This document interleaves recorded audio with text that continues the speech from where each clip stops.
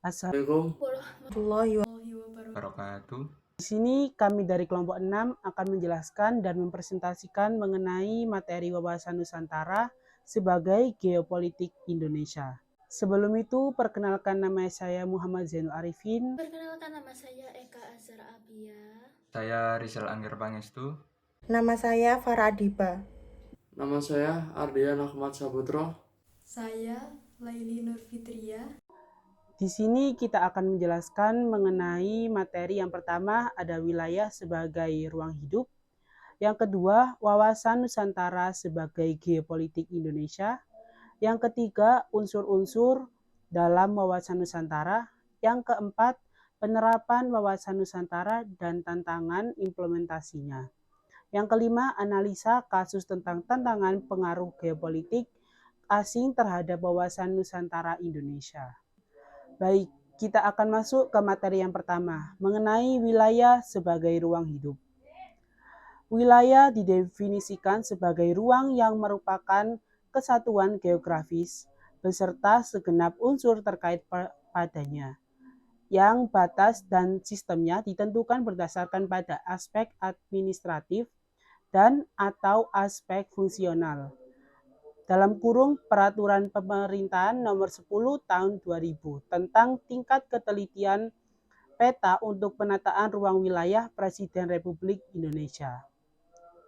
Ruang merupakan sumber daya alam yang harus dikelola bagi sebesar-besar kemakmuran rakyat sebagaimana diamanatkan dalam pasal 33 ayat 3 UUD 1945 yang menegaskan bahwa bumi dan air serta kekayaan alam yang terkandung di dalamnya dikuasai oleh negara dan digunakan sebesar-besarnya kemakmuran rakyat. Dalam konteks ini, ruang harus dilindungi dan dikelola secara terkoordinasi, terpadu, dan berkelanjutan. Indonesia yang terletak di benua Asia bagian Tenggara atau bisa disebut dengan Asia Tenggara pada koordinat 6 derajat lintang utara sampai 11 derajat 08 lintang selatan dan dari 95 derajat bujur barat sampai 141 derajat 45 bujur timur melintang di antara benua Asia dan benua Australia atau Oseania serta antara Samudra Pasifik dan Samudra Hindia, terbentang sepanjang 3.977 mil. Karena letaknya yang berada di antara dua benua dan dua samudra, ia disebut juga sebagai Nusantara atau Kepulauan Antara. Indonesia adalah negara kepulauan terbesar di dunia dengan jumlah pulau sebanyak 18.110 buah pulau besar dan kecil. 6.000 pulau diantaranya tidak berpenghuni, menyebar di sekitar Khatulistiwa yang memberikan cuaca tropis. Batas wilayah Indonesia searah penjuru mata angin, yaitu pada bagian utara terdapat negara Malaysia, Singapura, Filipina, dan Laut Cina Selatan. Pada bagian selatan terdapat negara Australia, Timur Leste, dan Samudra Hindia. Pada bagian barat terdapat Samudra Hindia, dan pada bagian timur terdapat negara Papua Nugini, Timur Leste, dan Samudra Pasifik. Wawasan Nusantara sebagai geopolitik Indonesia. Tujuan wawasan Nusantara sebagai geopolitik Indonesia secara umum tertuang dalam pembukaan Undang-Undang Dasar 1945.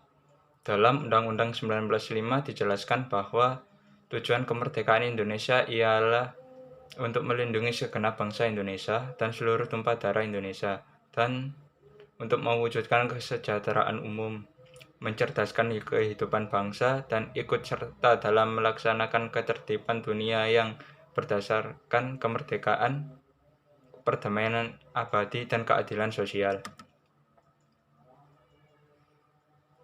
Geopolitik Indonesia luar. Tujuan wawasan Nusantara sebagai geopolitik Indonesia luar yaitu menjamin kepentingan nasional dalam era globalisasi yang makin mendunia maupun kehidupan dalam negeri. Tak hanya itu, bangsa Indonesia juga turut serta dalam melaksanakan ketertiban dunia berdasarkan kemerdekaan, perdamaian abadi, dan kerjasama, serta saling menghormati. Ini artinya bangsa Indonesia harus terus-menerus mengamankan serta menjaga kepentingan nasional dalam kehidupan internasional dan dalam semua aspek kehidupan. Aspek tersebut meliputi politik, ekonomi, sosial budaya, maupun keamanan dan pertahanan. Hal ini demi tercapainya tujuan nasional sesuai tertera dalam Undang-Undang Dasar 1945. Geopolitik Indonesia ke dalam.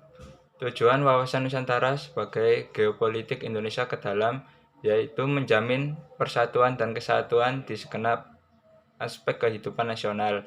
Aspek ini meliputi aspek ilmiah maupun aspek sosial.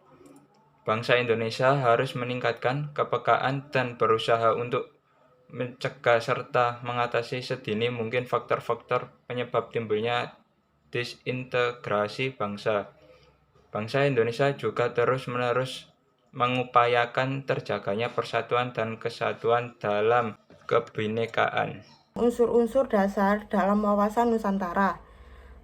1. Wadah, wilayah yang merupakan wujud dan bentuk geografi dan sifat kemanunggalan. 2. Tata inti organisasi. 3. Tata kelengkapan organisasi. Selanjutnya adalah isi. Cita-cita bangsa yang tertuang di dalam pembukaan Undang-Undang Dasar 1945. Selanjutnya, sifat dan ciri-ciri. Selanjutnya, cara kerja. Selanjutnya ada tata laku. Isinya tata laku batiniah dan tata laku lahiriah. Yang keempat, penerapan wawasan Nusantara dan tantangan implementasinya. Penerapan wawasan Nusantara. 1. Implementasi di bidang pertahanan dan keamanan. Implementasi wawasan Nusantara di bidang pertahanan dan keamanan dilakukan dengan cara membentuk sikap dan kedisiplinan diri dalam membela tanah air, melaporkan segala hal yang mengganggu keamanan pada aparat yang berwenang, dan meningkatkan rasa persatuan solidaritas yang baik dalam satu daerah atau daerah yang berbeda. 2. Implementasi di bidang politik. Implementasi wawasan Nusantara di bidang politik, yakni menjalankan komitmen politik pada lembaga pemerintahan serta partai politik dalam rangka meningkatkan persatuan serta kesatuan bangsa. Ikut dalam pelaksanaan pemilu dengan sistem demokrasi yang menjunjung tinggi keadilan. Implementasi di bidang ekonomi. Implementasi wawasan Nusantara di bidang ekonomi yakni terdapat pada pemanfaatan kekayaan alam di Indonesia sambil menjaga kelestarian lingkungan, kekayaan dan letak geografis Indonesia yang serta dapat dimanfaatkan dengan maksimal untuk perekonomian negara. 4. Implementasi di bidang sosial. Implementasi wawasan Nusantara di bidang sosial yakni berada pada saling menghargai dan menghormati pada setiap perbedaan atau keberagaman yang ada di tanah air, mulai dari perbedaan suku, ras, agama, dan budaya. Tantangan implementasi wawasan Nusantara. 1. Pesatnya perkembangan teknologi. Perkembangan teknologi serta perkembangan masyarakat global dikaitkan dengan dunia tanpa batas yang tentu saja menjadi tantangan tersendiri untuk wawasan Nusantara. Mengingatkan perkembangan ini dapat mempengaruhi pola pikir, pola sikap, dan pola tindakan masyarakat dalam berbangsa dan bernegara. 2. Kapitalisme. Kapitalisme merupakan suatu sistem ekonomi yang berdasarkan kepada hak milik swasta atau beragam barang dan kebebasan individu untuk mengadakan perjanjian dengan pihak lain dan berkecimpung dalam aktivitas ekonomi yang dipilihnya sendiri berdasarkan kepentingan sendiri, serta mencapai laba untuk dirinya sendiri. Lestrange dalam bukunya The Figure of Capitalism menyatakan bahwa untuk dapat bertahan dalam era baru kapitalisme harus membuat strategi baru, yaitu keseimbangan atau balance antara paham individu dan paham sosialisme. Tantangan implementasi wawasan Nusantara. 3. Pemberdayaan masyarakat. Melakukan pemberdayaan masyarakat dalam bentuk partisipasi dan aktivitas manusia agar tujuan nasional dapat tercapai hanya bisa dilakukan oleh negara maju. Sedangkan bagi negara berkembang, keterbatasan kualitas sumber daya manusia diperlukannya landasan operasional berupa garis-garis besar haluan negara atau GBHN. Kondisi pembangunan nasional yang tidak merata, terciptanya keterbelakangan yang mengancam integritas. Oleh karena itu, diperlukan upaya pemberdayaan masyarakat di daerah-daerah yang tertinggal. Tujuannya agar setiap warga negara ikut aktif berpartisipasi untuk mencapai tujuan nasional. Analisa kasus tentang tantangan pengaruh geopolitik asing terhadap wawasan Nusantara Indonesia. Tantangan pengaruh geopolitik asing terhadap wawasan Nusantara Indonesia dapat memiliki dampak yang signifikan terhadap keamanan, stabilitas, dan kepentingan nasional Indonesia. Berikut adalah analisa kasus mengenai tantangan tersebut, yaitu seperti sengketa Laut Cina Selatan. Salah satu tantangan utama dalam geopolitik asing yang mempengaruhi wawasan Nusantara Indonesia adalah sengketa Laut Cina Selatan.